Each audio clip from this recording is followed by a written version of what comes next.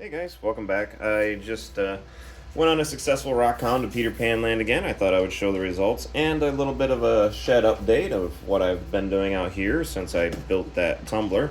I haven't quite finished it yet. It's not permanent, but yeah, at least an update. Ooh, I want to hide that. uh, so yeah, we went to Peter Pan Land again. I didn't want to just show another rock hounding video of the same place. I mean, you can check that out earlier. It is a really cool place.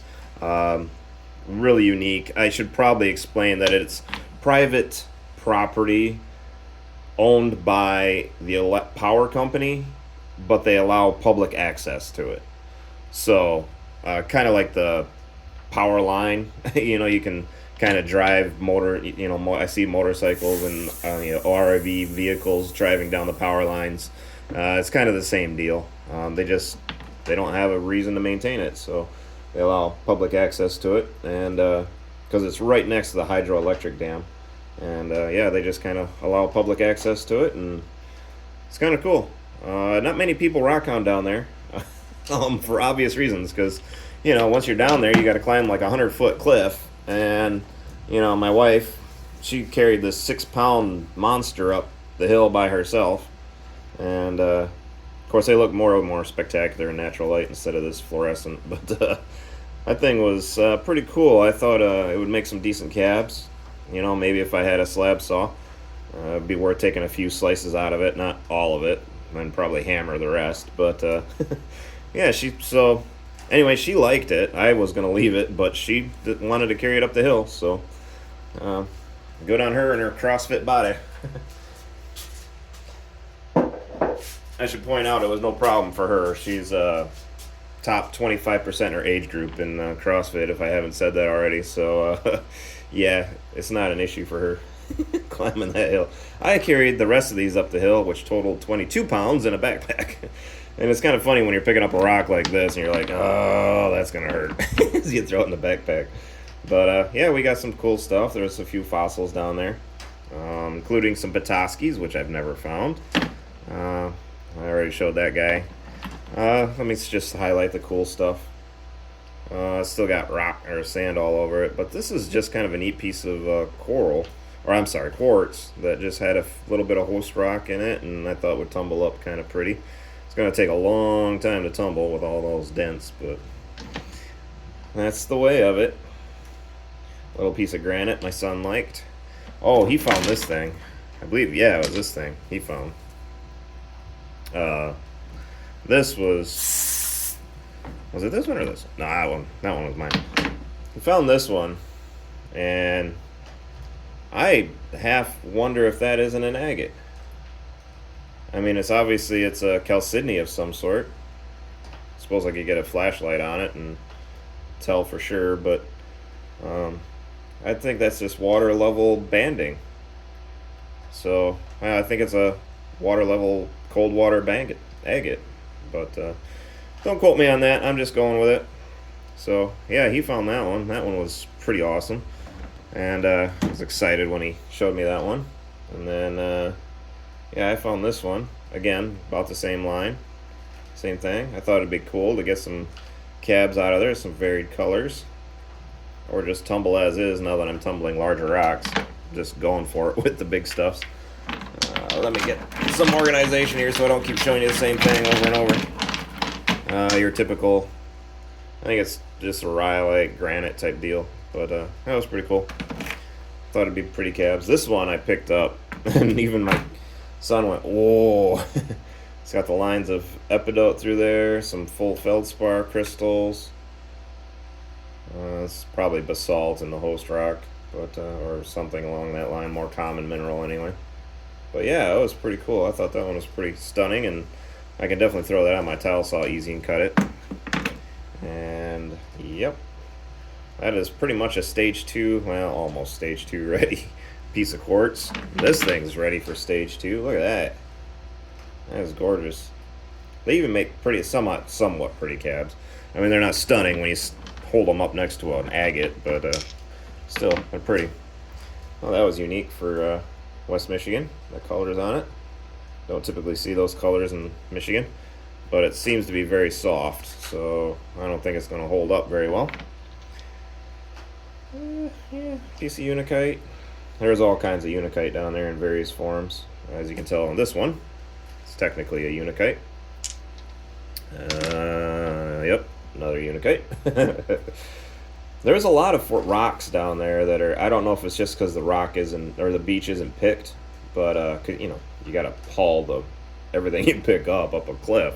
So I don't know if it's just because it isn't picked, but there's a lot of unique rocks down there that I just don't typically see anywhere else. A lot of, I don't know, what do you call those, striations of, you know, just usually epidote running through the rocks, but then you get all kinds of other minerals running through. Oh yeah, like this one. I was gonna leave this one just simply because of the size of it, and I picked it up and I just kind of put it next to another.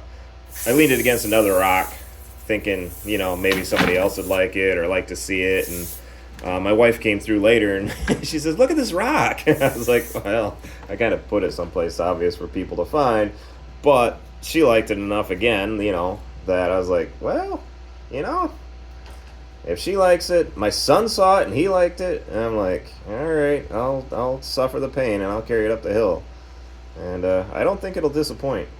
Make some decent cabs. I could just polish it as is. That'd be a cool little paperweight.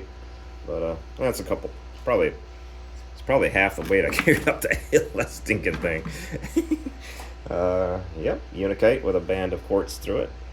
Pretty cool. More unakite. Hope you like unakite, because there's plenty of it there. Yeah, that one was really cool. I spotted that one in the water. And the water yesterday, oh my gosh, was completely flat. It was so perfect for rock hounding. I could see everything on the bottom of the water, or the bottom of the lake, and I was just picking like crazy. It was fantastic. That's why I ended up, we were only there, I don't know, an hour, maybe an hour and a half, and I came away with 20 pounds worth of rocks. So yeah, the picking was fantastic. Yeah, this one was just too cool to pass up. I think my son found this one. That is, I don't know, I'd almost call it petrified wood, but I don't think it is. I mean, but it doesn't have the patterns of petrified wood, but yeah, that thing is really cool. I don't know what to do with it, but I'll figure something out. Granite. Granite. There's a lot of granite. Definitely a lot of granite there. Unakite, granite. Unakite, granite. So, very cool. I loved it. It was fun. And I found 3 stones. I have never found a Petosky stone on my own, and I found 3 of them yesterday. And I know you're not supposed to find them in places that aren't Petoskey, Michigan, because the closer you get to Petoskey, Michigan, the more common they get. But this isn't a Petosky, but I don't believe it is. But it's very cool, and this thing is ready, stage 2 ready. There isn't a blemish on this rock. I mean, when you shove it in the giant rock tumbler of one of the Great Lakes, sometimes you get rocks out that are good enough for stage 2. So, and yeah, so I found, I think, this one first, laying like this in the creek, and there's a little stream that runs down the hill, and I pulled it out and flipped it over, and sure enough, it's not a specimen piece of Petosky, but still cool. And then I found this one a little later, also very cool. Some type of, no, that's just, never mind. And then I found this guy in the water, out in the lake. So, very cool. I've never found a Petosky myself, personally. I mean, these aren't, by any means, these aren't the amazing specimens and everybody's going to ooh and ah, but I can definitely hand polish these and get some pretty cool slice out of them. Pretty cool something. Make some cool pendants. I mean, everybody loves the Petoskeys in Michigan. That's what they look for. It's the #1 most requested rock whenever I'm trying to vend rocks. Did I show this guy yet?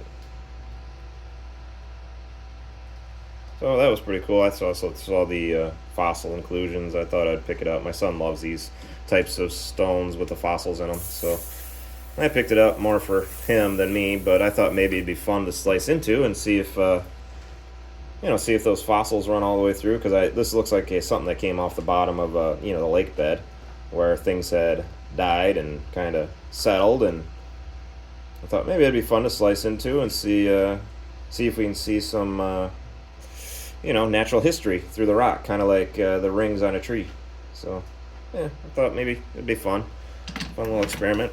And so I'm going to be doing some different experiments with these things. I'm going to be trying to make spheres here before too long. So maybe this guy will get turned into a sphere, actually. That would be really pretty sphere. And I got some other projects going on. Yeah, that would be a cool sphere too. I could definitely see taking a 1 inch chunk out of that. Anyway, yeah. So something else I've been working on. I got my tumbler out here and built. If you'd seen the tumbler video, which you can find that link up here, you knew I put extra legs on it that I didn't actually include in the original instructions on how to build it, or actually I put legs on it that weren't in the original. And the reason being, I wanted to take my old tumbler that my dad and I had built, and self-aggrandizing, but there's more. That link is up there, and I was able to put it underneath. It doesn't work right now with the current motor that's on there, but it's because I don't have proper belts yet, and the proper belts are waiting just simply for me to get some decent income coming in. And let's see, we can get to that in a minute. I did buy a fan for it, so it's a little hydroponic fan. I ended up going with wanting a hydroponic fan because they're meant to run 24/7. So, and then here's a little ring project I've got going. All the scraps from it, so got the different layers of rocks here, rings here. Some for my wife, some for my mom, some for me. And you'll be seeing that video coming out before too long, probably in the next week or two. And then I was able to hook my Frankenstein up to this process, so I can actually fit 4 more tumblers, or 4 more 3-pound barrels on here. And this one is geared for stage 4, so it's pretty cool. I'm able to get, and then of course one of my old Chicago Electrics I have up here, so that's 6 more 3-pound barrels. But yeah, so very cool. And of course I got the Mini Sonic going right now with the lightning stones out of South Haven, Michigan, which is another native rock that people in the know will ask for it, kind of like Leland Blues. But otherwise, yeah, it's not much of a draw, I mean, as far as selling goes. But and then I also started a Shopify page, so I'm going to start putting that at the bottom of my videos in the descriptions, and you'll see those links down below, and you guys can check those out. And hopefully I'll bring in a little income, enough to keep my little hobby going. Oh, there's some rocks to be slabbed later, and there's always projects going on. I can't even remember what. Yeah, those are all meant to be slabbed and cut, and whenever I get to them, or hammered. Actually, those ones I think I'm going to hit with a hammer.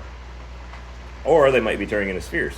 Because like I said, I saw some videos on how to make spheres, and I'm going to try to do that. I got some tumbled glass down there in a barrel I'm not using. So, yeah, well, thank you guys for hanging with me and for checking out the shed and my finds. And yeah, and then well, shop announcement. I'm slowly adding items to the shop. Actually, I'm sorry, I said Shopify, didn't I?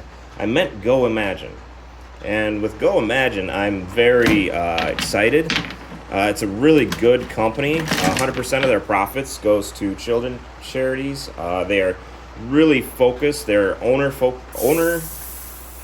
they're owned by private individuals, not shareholders. So they can make decisions on how they want the company to go, and they're really focused on the customer-vendor relationship. So when you go in, you can actually see like my picture on my page. You can see, a picture of me personally on the page, and you can see the stuff I'm selling and what I do. And yeah, it's a really, really cool site. I really appreciate it, and they keep the costs down for both the buyer and the seller. And yeah, it's really cool. I'm really excited for it. I actually believe in that company. It's one that you can really get behind, both as a buyer and a seller. And knowing that they're giving away their money to charities, they're not in it for, so they're not in it for greed. They're not in it to just line the shareholders' pockets with money. So yeah, you actually get what you pay for, not gouged for your cash. So yeah, so you can find my stuff on Go Imagine. Slowly I'm adding stuff, and yeah, thanks for hanging out with me. I appreciate it. I know it's not much of a video, it's not super cool, but still some stuff that's going on around here that I thought you might enjoy. And yeah, probably next week you'll be seeing those lightning stones and the final results on those and how they tumbled up, and then probably the rings the week after that. And then hopefully I'll have some I don't know, I know I got some bahiyas in process, so those will probably be done in another 3 weeks, hopefully. Then I've got some Botswana agates I've been tumbling, and those will probably be ready in another 3 weeks to a month. So yeah, there's plenty of stuff coming out. I'm going to be working on those spheres when I get a chance, and so yeah, a lot of fun stuff. So stick with me, and see you guys in the next video. Bye.